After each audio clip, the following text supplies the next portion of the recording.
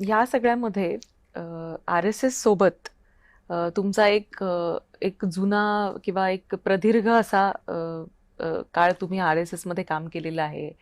तर तो एक अनुभव कसा होता? म्हणजे इथं घरी संघर्ष होता, अनेक हम्म. गोष्टींची चणचण होती आणि आर एस एसचं काम नाही, हे खरं तर कसं? राष्ट्रीय स्वयंसेवक संघामुळे मी आज या ठिकाणी आहे. स्वयंसेवक म्हणून काम करत असताना लहानपणापासून बाल स्वयंसेवक म्हणून मी काम केलं आणि संघाच्या शाखांमध्ये जाणं आणि संघाच्या शाखांमध्ये गेल्यानंतर तिथे जो बाळकडू मिळाला, त्या ठिकाणी गेल्यानंतर अनेक गोष्टी शिकायला मिळाल्या. संघटन कसं असावं, संघटनात्मक काम कसं असावं, हे तिथं मिळालं आणि त्यानंतर मी काही वर्गही आर एस एसचे केले.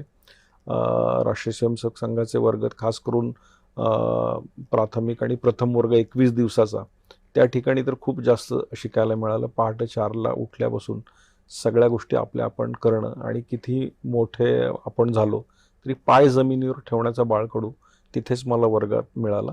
त्यामुळे मला असं वाटतं की माझ्या जडणघडणीमध्ये सगळ्यात मोठा वाटा राष्ट्रीय संघाचा नक्कीच आहे.